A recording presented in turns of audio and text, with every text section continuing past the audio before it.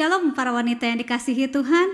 Bersyukur hari ini kita dapat berjumpa lagi di dalam ibadah WBI. Apapun keadaan kita saat ini, apapun kondisi kita, saya percaya kasih dan setia Tuhan selalu menyertai setiap kita. Amin. Mari saat ini kita tanggalkan segala beban. Kita mau datang pada Tuhan. Kita mau bawa penyembahan kita.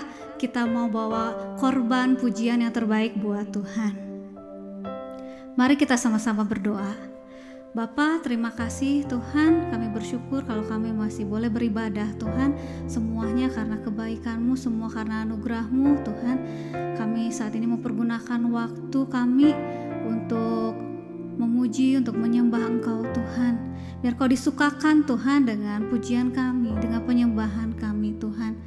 Kami mau memberikan yang terbaik bagi Engkau Tuhan. Hidup kami semuanya hanya untuk hormat kemuliaan Engkau. Dan biarlah saat ini Engkau Tuhan yang hadir di tengah kami Tuhan. Dan Engkau yang mencabut segala ketakutan, segala kekhawatiran hidup kami. Dan kami mau menanggalkannya Tuhan di bawah kaki-Mu. Dan biarlah Engkau Tuhan yang menjadi sumber kekuatan, menjadi sumber penghiburan, menjadi sumber pengharapan bagi setiap kami.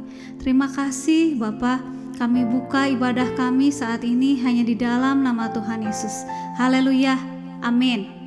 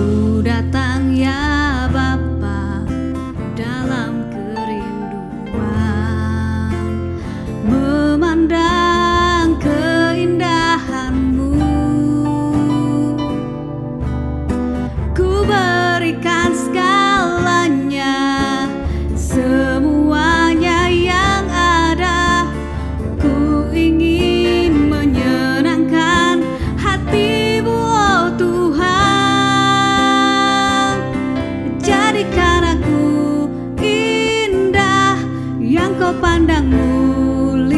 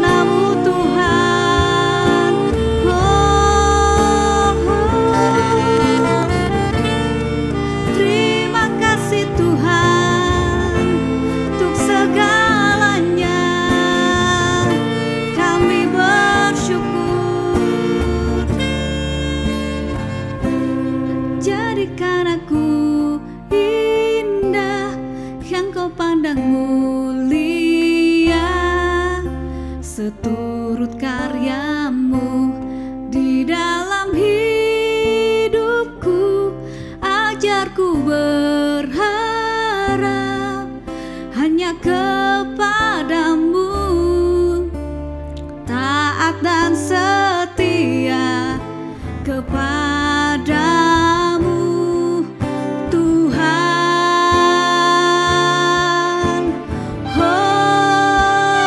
Oh, jadikan aku indah yang kau pandang mulia, seturut karyamu di dalam hidupku. Ajarku berharap hanya kepadamu, taat dan setia kepadamu. Jadikan aku indah yang kau pandang mulia, seturut karyamu di dalam hidupku. Ajarku berharap hanya kepadamu, taat dan setia kepadamu Tuhan. Taat dan setia, taat dan setia, taat dan setia kepadamu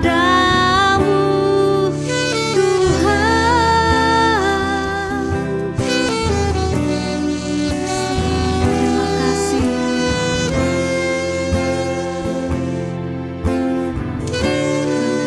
Yesus. Amin.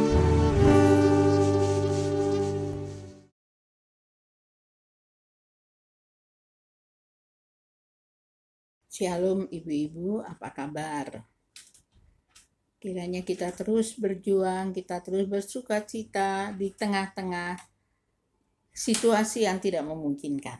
Saya mengerti, mungkin kita rindu untuk bertemu sesama teman, saudara, anak, cucu, tetapi keadaan memaksa kita untuk tidak bisa bertemu dulu, ya. Mari kita berdoa bersama-sama. Bapa kami di dalam surga, kami datang kembali kepadamu pada saat ini. Kami mau mengucap syukur kepadamu Tuhan, karena kami punya Tuhan yang hidup, Tuhan yang senantiasa bersama dengan kami, Tuhan yang tidak pernah meninggalkan kami sedetik pun Tuhan. Terima kasih ya Bapa. Saat ini kami mau mendengar sebagian kecil dari firman-Mu. Hamba menyerahkan diri untuk Kau pakai, Kau urapi lidah bibirnya. Kau memberi kepada kami juga pengertian yang jelas tentang firman-Mu. Terima kasih Tuhan, Engkau yang ada bersama dengan anak-anak-Mu dimanapun mereka berada dan sedang mendengar YouTube ini. Terima kasih Tuhan. Kami menyerahkan detik-detik selanjutnya ke dalam tangan-Mu, Kau urapi lidah hamba-Mu. Di dalam nama Tuhan Yesus, Tuhan dan Juru Selamat kami yang hidup, kami boleh berdoa. Haleluya. Amin. Ibu-ibu yang kekasih di dalam Yesus Kristus, saya diminta untuk membahas satu topik, yaitu aging gracefully. Masa senior, masa yang usia lanjut, tetapi usia lanjut yang penuh berkat. Ya. Banyak orang merasa bahwa usia lanjut itu adalah usia yang tidak menyenangkan. Tetapi sebenarnya usia lanjut bisa menjadi usia yang penuh berkat, penuh anugerah, penuh blessingful, ya. Mari kita akan membaca di dalam Mazmur 92. Saya akan mulai dengan ayat 13 sampai ayat 16 yang berbunyi demikian. Orang benar akan bertunas seperti pohon korma, akan tumbuh subur seperti pohon aras di Libanon.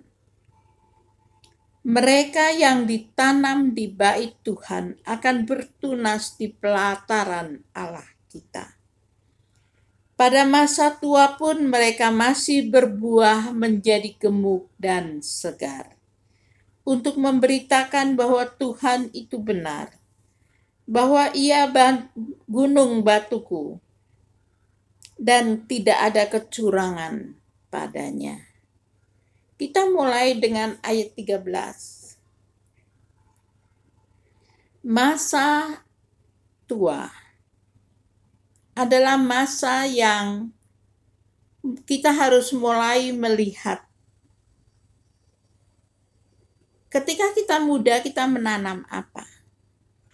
Ketika masa muda kita sudah invest apa, ibu-ibu? Ya.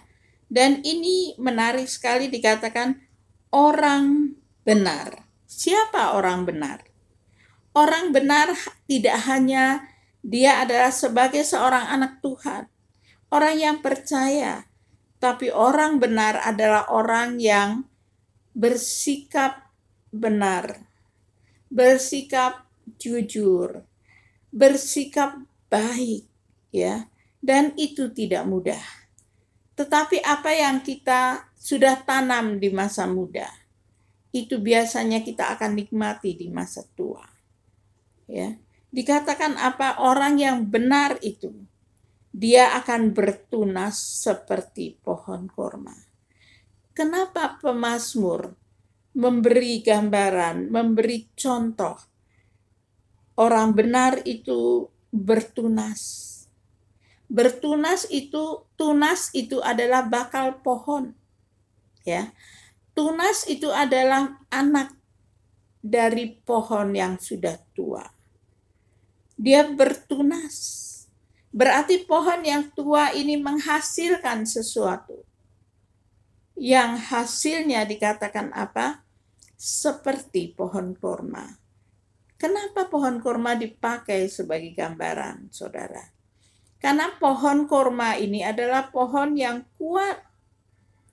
Pohon yang tumbuh di tengah padang gurun yang tidak punya air. Dan tidak semua pohon bisa tumbuh di sana. Bahkan tidak semua pohon bisa hidup di padang gurun. Tetapi korma bisa bertahan. Dia bisa bertumbuh di padang gurun. Dan dikatakan apa? Orang benar itu bertunas seperti pohon korma. Dan saya bayangkan, di dalam kehidupan ini tidak selalu mudah. Mungkin kita mengalami banyak sekali hantaman. Bahkan pada saat ini begitu banyak orang tumbang. Karena apa? Karena hantaman pandemi yang sedang terjadi. Berita-berita yang menakutkan. Dan banyak orang menjadi tidak punya pengharapan. Dan orang yang tidak punya pengharapan, dia tidak akan bertahan. Tetapi dikatakan apa? Orang benar, orang yang hidupnya sesuai dengan kehendak Tuhan. Tidak hanya dia seorang Kristen, tetapi dia adalah pelaku firman. Dia bertunas, dia tumbuh. Dia bertahan, dia kokoh di tengah-tengah padang gurun yang tidak memberikan dia air. Yang secara manusia mungkin dia tidak bisa bertahan, tetapi dia adalah pohon korma yang tumbuh. Dia tumbuh, dia kuat, walaupun tidak ada dukungan dari apapun di sekitarnya. Tetapi pohon korma ini didukung karena penciptanya. Ya. Bahkan dikatakan apa? Akan tumbuh subur seperti pohon aras di Libanon. Dia tumbuh subur, tidak hanya tumbuh, tetapi dia menghasilkan buah. Di tengah-tengah padang gurun yang kering itu. Ibu-ibu, saya membayangkan dewasa ini. Banyak orang menjadi tidak semangat dalam hidupnya.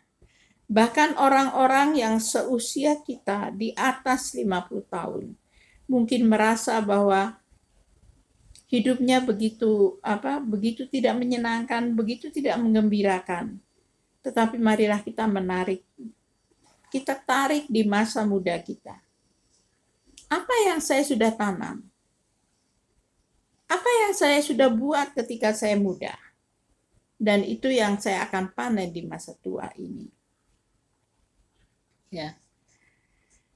Mereka, yaitu pohon ini, orang benar ini, mereka yang ditanam di bait Tuhan akan bertunas di pelataran Allah kita. Dan ini menarik sekali bagi saya.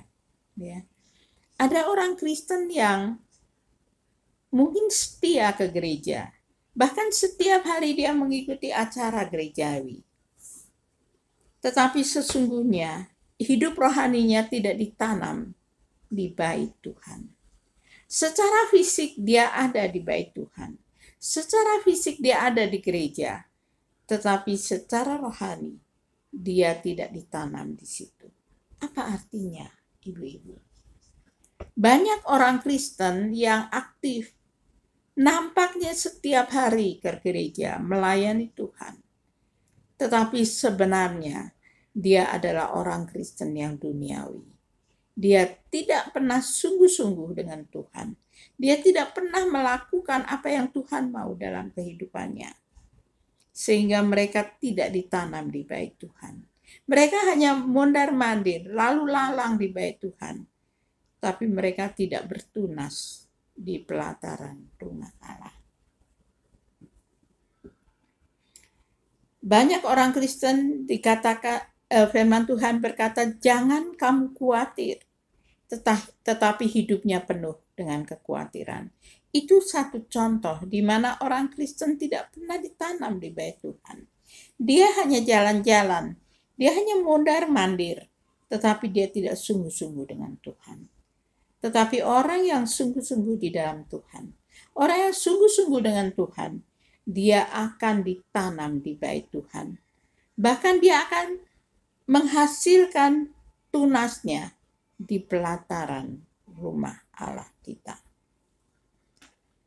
Ibu-ibu, banyak orang Kristen yang nampaknya dari kasat mata kita, nampaknya secara lahiriah, dia adalah orang Kristen yang benar-benar. Ya, dia setia, dia melayani Tuhan, dia terlibat dalam banyak pelayanan. Tetapi yang tahu menilai secara rohani adalah Allah kita. Tuhan yang hidup itu, Tuhan yang bisa menilai hidup kita. Ya. Orang lain bisa terkesima dengan apa yang kita lakukan. Tetapi Tuhan tidak. Karena Tuhan tahu kejujuran hati kita.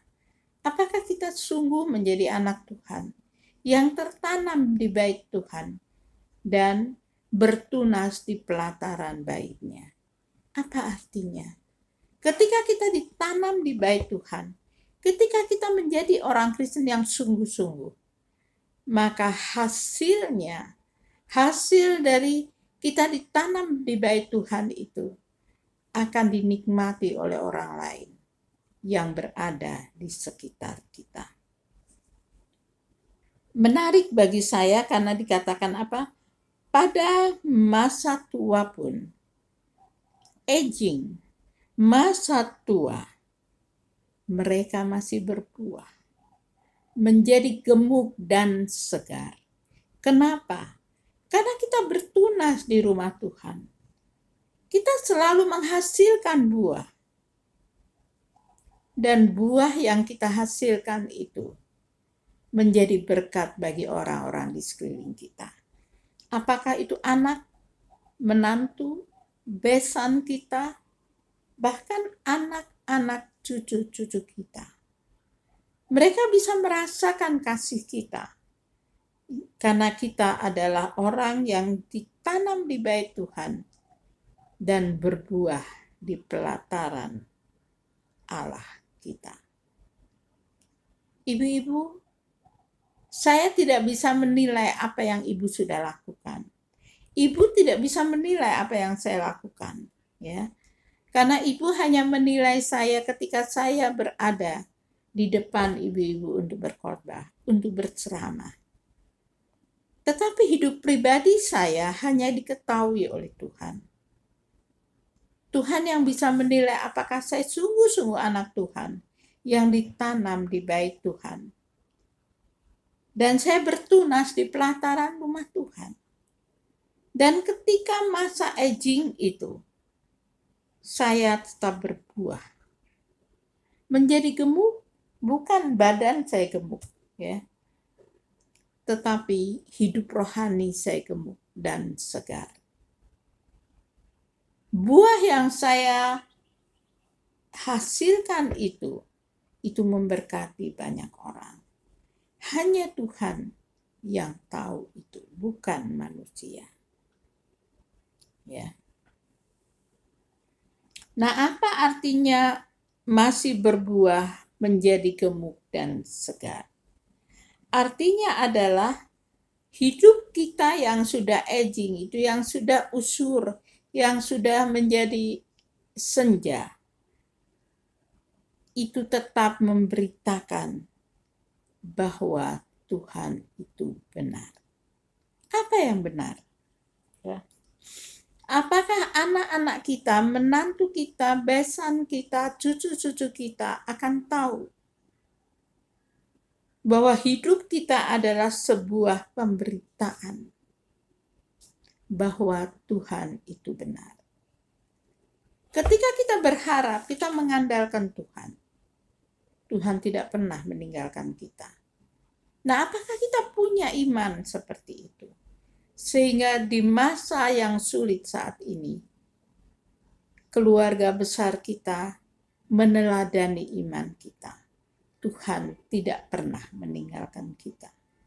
Karena Tuhan itu benar. Ya. Ia gunung batuku. Ya. Gunung batu saya bukan apa yang saya miliki secara materi. Tetapi gunung batu saya adalah Dia yang kokoh, yang tidak pernah tumbang, yang tidak pernah bergeser, yang tidak pernah terombang-ambing oleh keadaan. Ya. Nah, ketika ibu-ibu menyanyi Yesus batu karang yang teguh, apa yang ibu-ibu rasakan? Adakah perasaan damai sejahtera? Perasaan yang berkata bahwa ketika saya mengandalkan Dia, saya tidak pernah salah. Karena Tuhan adalah Tuhan yang hidup. Tuhan yang senantiasa bisa saya andalkan. Tuhan yang kepadanya saya bisa bersandar. Kalau engkau bersandar pada perekonomian dunia ini, kau bersandar pada apa yang sudah kau bangun, mungkin engkau berpikir bahwa apa yang kau miliki bisa untuk 7 turunan. Tapi apa yang ada di tanganmu itu bisa lenyap dalam sekejap. Tetapi orang-orang yang mengerti bahwa gunung batu itu, andalan itu adalah Allah, maka dia tidak akan takut apapun. Dia tidak akan khawatir apapun. Karena batu karang itu adalah batu karang yang teguh. Gunung batu yang begitu kokoh. Ya, tetapi dikatakan apa? Dan tidak ada kecurangan kepadanya. Kita harus hidup dan belajar menjadi orang yang jujur. Kita tidak boleh menjadi anak Tuhan yang pelintat-pelintut. Kita tidak boleh menjadi anak Tuhan yang bermain curang walaupun itu sekecil apapun. Walaupun kita berkata saya berkata curang demi kebaikan. Tidak ada kecurangan demi kebaikan, ibu-ibu. Kecurangan adalah kecurangan. Ketidakjujuran adalah ketidakjujuran.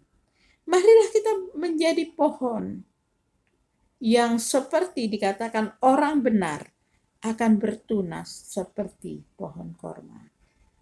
Akan tumbuh subur seperti pohon aras Libanon. Ya. Kalau engkau tidak pernah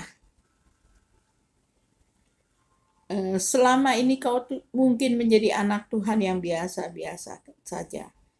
Kau tidak pernah tertanam di bait rumah Tuhan. Kau tidak pernah bertunas.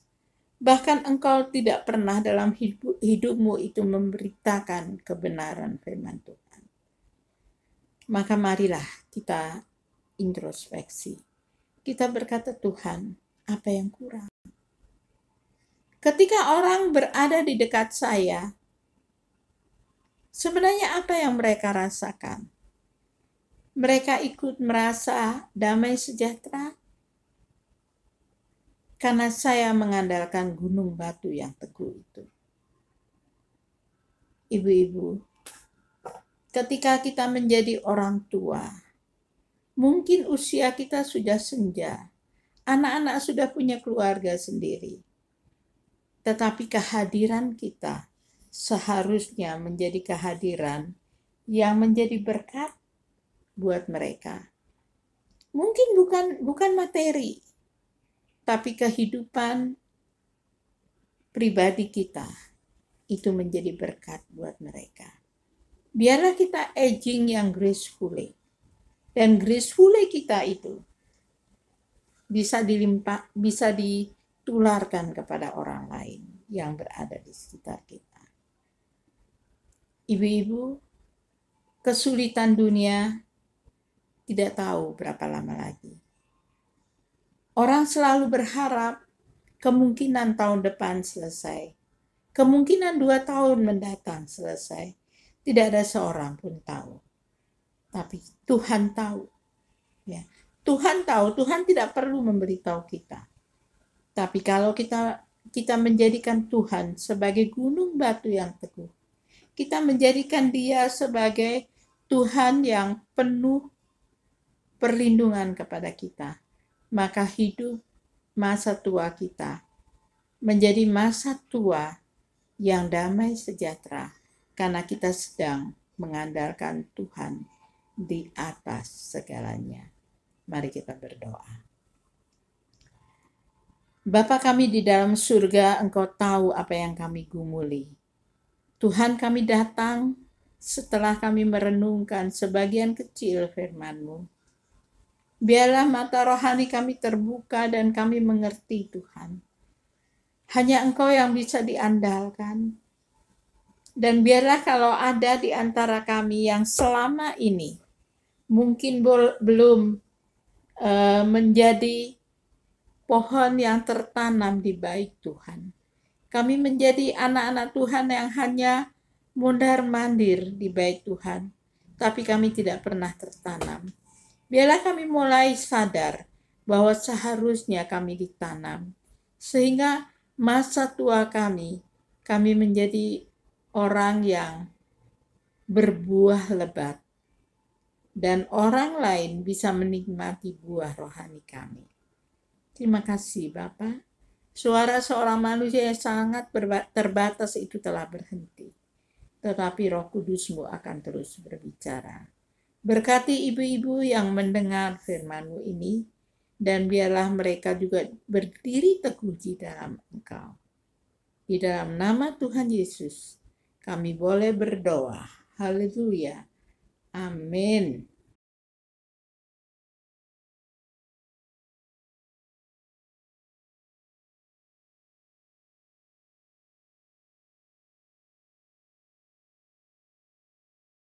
Ibu-ibu yang dikasihi oleh Tuhan Yesus Kristus, wanita Bethel Indonesia, sebelum kita mengakhiri ibadah WBI pada hari ini, saya mengundang ibu-ibu, saudara-saudara sekalian untuk bangkit berdiri sebelum kita menerima berkat dari Tuhan kita Yesus Kristus. Kita boleh mengangkat tangan kita dan mari kita berdoa. Tuhan memberkati dan melindungi kita sekalian. Tuhan menyinari engkau dengan wajah-Nya dan memberikan kasih karunia-Nya. Tuhan menghadapkan wajah-Nya dan memberikan kepada kita sekalian damai sejahtera.